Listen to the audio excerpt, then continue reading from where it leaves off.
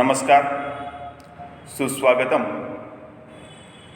ધોરણ 11 કોમર્સ નામાના મૂળ તત્વો વિષય અંગે આપણે ગયા 2 લેક્ચરમાં સૈદ્ધાંતિક ચર્ચા કરેલ હતી.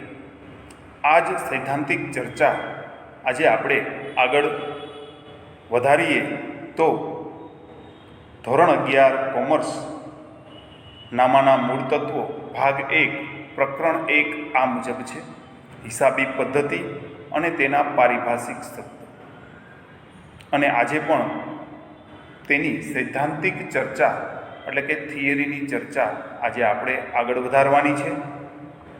તો મિત્રો, આજે આપણે હિસાબી પદ્ધતિના ફાયદા અને મર્યાદાઓ જોવાના છે. ગયા 2 લેક્ચરનું વિહંગાવલોકન કરીએ તો આપણે હિસાબી પદ્ધતિનું પ્રસ્તાવના, તેનો અર્થ, તેના લક્ષણો, તેના હેતુઓ, તેની પ્રક્રિયા વગેરે બાબતોનો અભ્યાસ કરીએ. આજે આપણે આ હિસાબી પદ્ધતિના ફાયદાઓ કયા કયા છે અને તેની મર્યાદાઓ કઈ છે તેના વિશે આજે આપણે ચર્ચા કરવી છે. તો સૌ પ્રથમ જોઈએ તો હિસાબી પદ્ધતિના ફાયદા. શું ફાયદા થાય છે જોઈએ. નંબર 1, હિસાબી માહિતીની ઉપલબ્ધતા. હિસાબી પદ્ધતિનો ઉપયોગ કરવાથી કે ધંધામાં હિસાબો રાખવાથી જ્યારે જે માહિતી જોતી હોય ત્યારે આપણને તે મળી રહે છે. આજથી 2 વર્ષ પહેલાં એક ધંધાકીય એકમને આપણે કેટલા રૂપિયાનું વેચાણ કર્યું હતું તે જાણવું હોય તો આપણે જાણી શકીએ છીએ. આજથી ચોક્કસ સમય પહેલાં આપણે જે તે ધંધાના ત્રાહિત પક્ષકાર પાસે કેટલા લેણા હતા કે કેટલા દેવાના હતા, આ માહિતી મેળવવી હોય તો હિસાબી પદ્ધતિને કારણે આપણને આવી માહિતી મળી રહે છે. મેં તો આવા 2 ઉદાહરણ આપ્યા, પણ આવા ઘણા બધા ઉદાહરણો લઈ શકાય કે જે પ્રકારની માહિતી હિસાબો લખવાને કારણે જોઈતી હોય તે મળી રહે છે. ત્યાર પછી તેનો લાભ નંબર 2 જોઈએ તો નફાકારકતા જાણ. હિસાબો રાખવાથી આપણે તેના અર્થમાં જ જોઈ ગયા કે વર્ગીકરણ, વિશ્લેષણ અને અર્થઘટન કરી શકીએ. તો ચોક્કસ મુદતના અંતે કેટલી ખરીદી થઈ, કેટલું વેચાણ થયું, આમ આર્થિક વ્યવહારોનું વર્ગીકરણ કરી અને તેની હિસાબોમાં નોંધ કરવામાં આવે ત્યારે આ અલગ અલગ આર્થિક વ્યવહારોનું પ્રમાણ આપણે જાણી શકીએ છીએ. વર્ષના અંતે કે ચોક્કસ મુદતના અંતે કેટલી ખરીદી, કેટલું વેચાણ, કેટલી આવક, કેટલો ખર્ચ. આમ વેચાણથી થતી આવક અને અન્ય આવકનો કુલ સરવાળો કરી તેમાંથી ખરીદીની રકમ અને અન્ય ખર્ચાઓની રકમ બાદ કરતાં જે રકમ વધે તેને નફો કહે છે. અને આ નફાકારકતા કેટલી છે તેનું પ્રમાણ જાણવું હોય તો આ હિસાબી પદ્ધતિને કારણે જાણી શકાય છે. ત્યાર પછી ફાયદા નંબર 3 તરફ આગળ વધીએ તો આર્થિક સ્થિતિ જાણ. જો આપણે હિસાબો લખતા હોઈએ તો ચોક્કસ મુદતના અંતે ધંધાની સ્થિતિ કેવી છે, એટલે કે ચોક્કસ મુદતના અંતે ધંધાની મૂડી કેટલી છે, તેનું દેણું કેટલું છે, તેની મિલકતો કેટલી છે, તેના લેણા કેટલા છે. જો મિલકતો અને લેણા ધંધાના દેવા કરતાં વધારે હોય તો તેની આર્થિક સ્થિતિ સદ્ધર છે તેમ કહી શકાય. અને જો મિલકતો અને લેણા કરતાં ધંધાનું દેવું વધારે હોય તો ધંધાની આર્થિક સ્થિતિ નબળી છે તેમ કહી શકાય. પણ આ બાબત જાણવી હોય તો તે આપણે હિસાબી પદ્ધતિને કારણે જાણી શકીએ છીએ. આવી માહિતીની પ્રાપ્યતા હિસાબી પદ્ધતિને આભારી છે. ત્યાર પછી પોઈન્ટ નંબર 4 તરફ આગળ વધીએ તો કરવેરાનું આયોજન કરી શકાય. આગળના લેક્ચરમાં મેં કહ્યું હતું કે વર્તમાન કરવેરાના કાયદા પ્રમાણે આપણા દેશમાં ₹2,50,000 સુધી ટેક્સ ફ્રી છે. એટલે કે વર્ષના અંતે તમને 2,50,000નો નફો થાય તો ટેક્સ ભરવાનો રહેતો નથી. તેમ છતાં નફો વધે અને તેમાં પણ આપણે ટેક્સ ન ભરવો હોય તો તે માટે અમુક છૂટછાટ રહેલી છે. તો તે કાયદાનો ઉપયોગ અને છૂટછાટનો ઉપયોગ કરીને આપણે આ ટેક્સ ભરવામાંથી બચી શકીએ. પણ અહીં આપણે એ અભ્યાસ અત્યારે નથી કરવાનો. આપણે તો એ સમજવાનું છે કે વર્ષના અંતે કેટલો નફો થયો હોય તો તેના ઉપર કેટલો ટેક્સ ભરવાનો થશે અને કરવેરા માટે શું આયોજન કરવું પડશે તે બાબત જાણવી હોય તો તે હિસાબી પદ્ધતિને આભારી છે.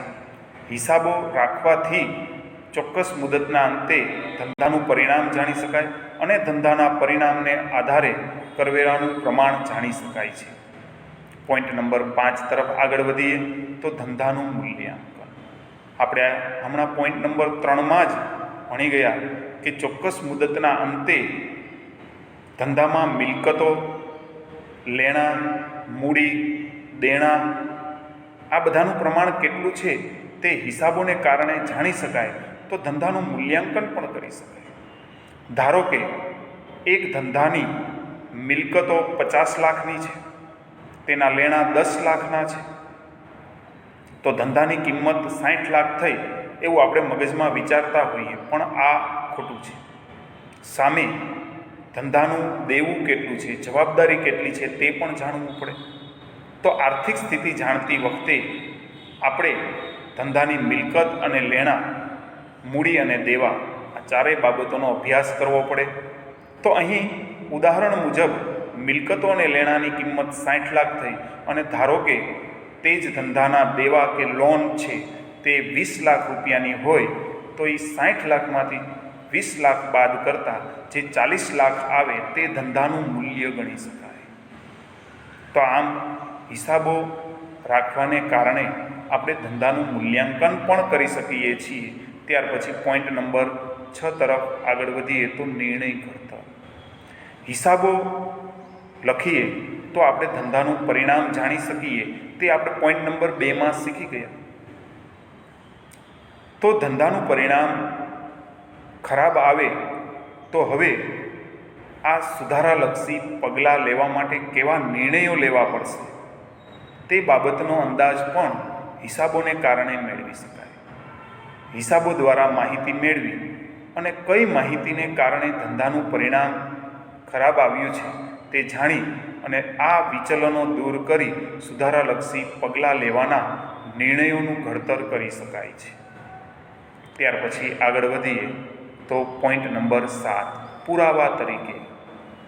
હિસાબો લખેલ હોય અને કોઈ વ્યક્તિ આ હિસાબો ભૂલી ગયો હોય અને તેને કારણે ધંધાકીય વિખવાદ ઊભો થાય ત્યારે આ હિસાબો પુરાવા તરીકેનું કામ પણ કરે છે.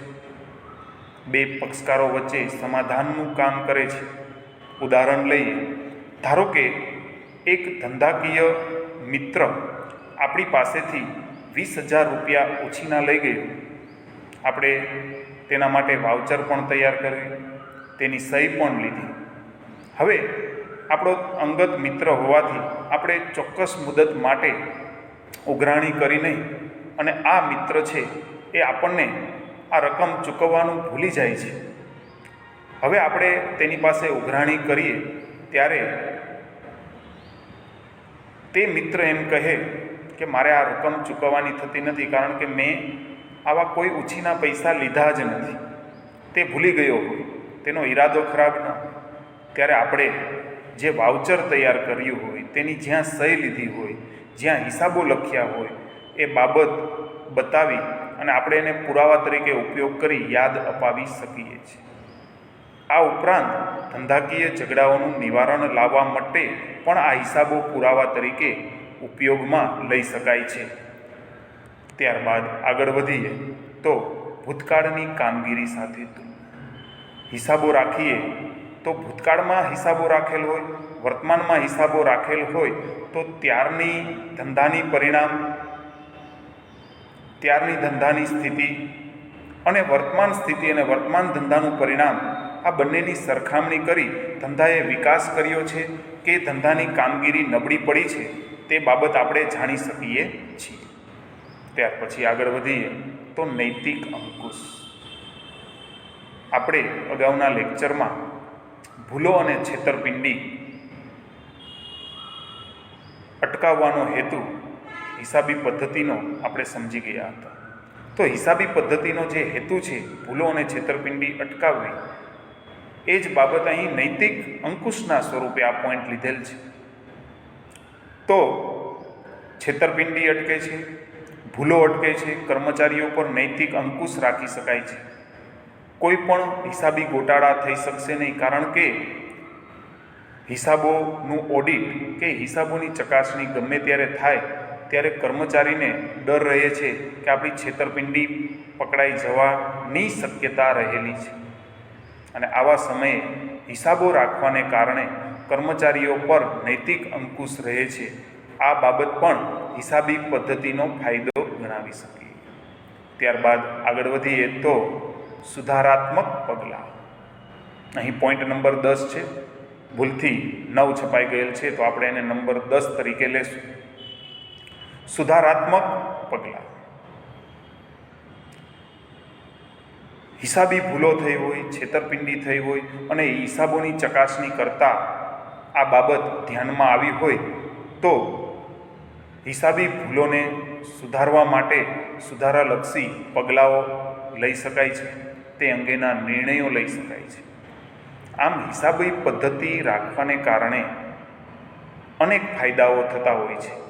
તેથી હિસાબી પદ્ધતિનું મહત્ત્વ વાણિજ્ય ક્ષેત્રમાં ઓછું આંકી શકાય નહીં. ત્યારબાદ આગળ વધીએ તો હિસાબી પદ્ધતિની મર્યાદાઓ. સિક્કાને હંમેશા બે બાજુ હોય છે. જો કોઈ પણ પરિસ્થિતિના ફાયદા હોય તો તેની મર્યાદાઓ રહેલી જ હોય છે.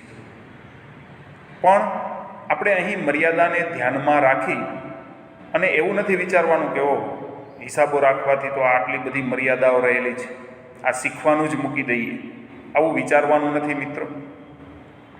અહીં જે મર્યાદા છે એ મર્યાદા જાણી અને તેને દૂર કરી અને હિસાબી પદ્ધતિનું જે મહત્ત્વ છે તેનો આપણે લાભ લેવા માટે આનો અભ્યાસ કરવો જ રહ્યો. તો મિત્રો આપણે હિસાબી પદ્ધતિની મર્યાદા નંબર 1 તરફ આગળ વધીએ તો નંબર 1, બિન નાણાકીય વ્યવહાર. હિસાબોમાં ફક્ત નાણાકીય વ્યવહારોને જ નોંધવામાં આવે છે, બિન નાણાકીય વ્યવહારને નોંધવામાં આવતા નથી. ધંધાનો પરિણામ નાણાકીય વ્યવહારોને કારણે મેળવી શકાય કે ચોક્કસ મુદતના અંતે ધંધાની આવક અને ધંધાના ખર્ચ દ્વારા ધંધાનું પરિણામ મળે છે, પણ તેની પાછળ ધંધાના જે સંચાલકો છે તેની કુશળતા, તેની આવડત, તેના લક્ષણો, આ બધી બિન નાણાકીય બાબતો છે અને તેને કારણે ધંધાનું પરિણામ સારું આવ્યું છે તે બાબત આ હિસાબી પદ્ધતિમાં સ્પષ્ટ થતી નથી. એટલે કે અહીં બિન નાણાકીય વ્યવહારોની અવગણના કરવામાં આવે છે, તેની એક મર્યાદા ગણી શકાય. નંબર 2, નાણાંનું સ્થિર મૂલ્ય. કોઈ ચોક્કસ મિલકતની આપણે ખરીદી કરેલ હોય આજથી અમુક વર્ષ પહેલાં. ધારો કે એક મિલકતની ખરીદી આપણે ₹50,000 કરેલ છે. આજે 10 વર્ષ પછી એ મિલકતની કિંમત ₹1,00,000 છે. તેમ છતાં આપણે નાણાંનું સ્થિર મૂલ્ય જ રાખીશું. આપણે પડતર કિંમતે જ તેની નોંધ આપણા હિસાબોમાં કરેલ હોય છે અને એ જ મૂલ્ય એટલે કે મિલકતનું મૂલ્ય 50,000 જ આપણે દર્શાવતા હોય છે, પરંતુ નાણાંનું મૂલ્ય સ્થિર હોતું નથી, જેને કારણે ધંધાનું એકદમ સચોટ કે સાચું પરિણામ છે તે મળી શકતું નથી. તો મિત્રો, નાણાંનું સ્થિર મૂલ્ય જે છે એના વિશે આપણે થોડુંક વિસ્તારથી સમજીએ.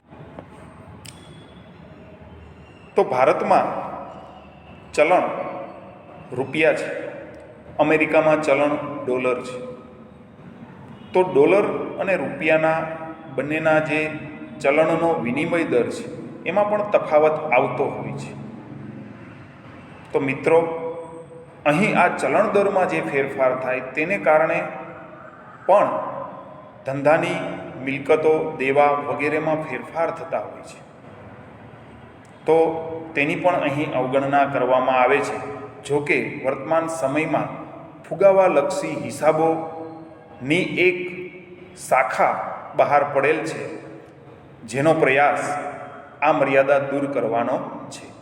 પણ અહીં આપણે નાણાંનું સ્થિર મૂલ્ય એક મર્યાદા તરીકે અભ્યાસ કરી શકીએ. ત્યારબાદ પોઈન્ટ નંબર 3 તરફ આગળ વધીએ તો ઐતિહાસિક વ્યવહાર. હિસાબી પદ્ધતિમાં ફક્ત ઐતિહાસિક વ્યવહારો જ નોંધી શકાય છે. ભવિષ્યમાં થનાર વિકાસ અંગેના વ્યવહારો અત્યારથી નોંધાતા નથી, અને ભૂતકાળમાં જે ભૂલ થઈ ગઈ હોય તે ભૂલ સહિતના વ્યવહારો પણ અહીં નોંધવા પડે છે. તો આ બાબત પણ એક હિસાબી પદ્ધતિની મર્યાદા ગણાવી શકાય. ત્યારબાદ આપણે પોઈન્ટ નંબર 4 તરફ આગળ વધીએ તો બજાર કિંમતની અવગણના. હમણાં આપણે નાણાંના સ્થિર મૂલ્યમાં જ આ બાબતનો આપણે અભ્યાસ કર્યો, એ જ બાબત અહીં રિપીટ કરીએ તો કોઈ મિલકતની આપણે ધંધા માટે ખરીદી કરેલો હોય અને તેની કિંમત છે એ બજારમાં અમુક ચોક્કસ મુદતના અંતે ચોક્કસ સમય પછી તે કિંમતમાં ફેરફાર આવતા હોય છે. તો આપણે જે મિલકતની ખરીદી કરેલ છે તેને પડતર કિંમત કહીએ, અને અત્યારે બજારમાં જે કિંમત પ્રવર્તમાન હોય તેને બજાર કિંમત કહીએ. તો આ મિલકતો આપણે આપણા હિસાબી ચોપડે બજાર કિંમતે ન દર્શાવીએ તો ધંધાની સ્થિતિ સાચી જાણી શકાતી નથી. એ જ ઉદાહરણ ફરીથી લઈએ કે 50,000માં ખરીદેલી મિલકતની કિંમત આજે 2 લાખ રૂપિયા હોય અને તેને કારણે ધંધાની આર્થિક સ્થિતિ મજબૂત ગણાય, પણ તેમ છતાં આપણે હિસાબી ચોપડે 50,000 રૂપિયા જ દર્શાવેલ હોય તો 2 લાખ રૂપિયા મિલકતની કિંમત દર્શાવીએ તેની સરખામણીમાં જો આપણે આ 50,000 દર્શાવેલ હોય તો થોડીક ધંધાની આર્થિક સ્થિતિ નબળી, તેની સરખામણીમાં નબળી જણાય છે. એમ સાચી આર્થિક સ્થિતિ કે સાચું પરિણામ ધંધાનું મળતું નથી. તો બજાર કિંમતની અવગણના પણ એક હિસાબી પદ્ધતિની મર્યાદા ગણાવી શકાય. ત્યાર પછી પોઈન્ટ નંબર 5 તરફ આગળ વધીએ તો અંદાજોનો ઉપયોગ. હિસાબી પદ્ધતિમાં ભવિષ્યમાં કોઈ નુકસાન થાય તો તેને પહોંચી વળવા માટે અનેક પ્રકારની અનામતો રાખવામાં આવે છે. તો આવી અનામતો જ્યારે રાખવામાં આવે ત્યારે તે ભૂતકાળની માહિતીને આધારે અંદાજો રાખે છે કે આટલું નુકસાન ભવિષ્યમાં કદાચ જાય તો આપણે આ રકમ નફામાંથી અનામત તરીકે મૂકી રાખીએ તો ભવિષ્યના નુકસાનને પહોંચી વળવા આ રકમ આપણને કામ લાગે. પણ આ અનામત અંદાજોનો ઉપયોગ કરી અને રાખેલ હોય અને જે રકમ રાખેલ હોય તેના કરતાં વધુ નુકસાન જાય ત્યારે આ પદ્ધતિ આપણને સંપૂર્ણ રીતે ઉપયોગી નીવડતી નથી. એટલે અહીં નામા પદ્ધતિમાં અંદાજોનો ઉપયોગ કરી અને હિસાબો લખવામાં આવે ત્યારે તમામ અંદાજો સાચા જ પડે તેવું હોતું નથી. તેને કારણે અંદાજોનો ઉપયોગ એ એક હિસાબી પદ્ધતિની મર્યાદા ગણાવી શકાય. ત્યાર પછી આગળ વધીએ તો પોઈન્ટ નંબર 6 બેવડા ધોરણ. મિત્રો, આપણે આગળ અભ્યાસ કરશું તો તેમાં એક નફા નુકસાન ખાતું અને પાકું સરવૈયું તૈયાર કરવાના પ્રશ્નો આવશે. તે રીતે હિસાબો તૈયાર કરવાની ટેકનિક શીખવાનું આપણે આવશે. તો મિત્રો, ધંધામાં જે ખર્ચ અને ઉપજ છે તે નફા નુકસાન ખાતે નોંધાય છે. મિલકતો અને દેવા અને લેણા છે એ બધું પાક્કું સરવૈયામાં નોંધવામાં આવે છે.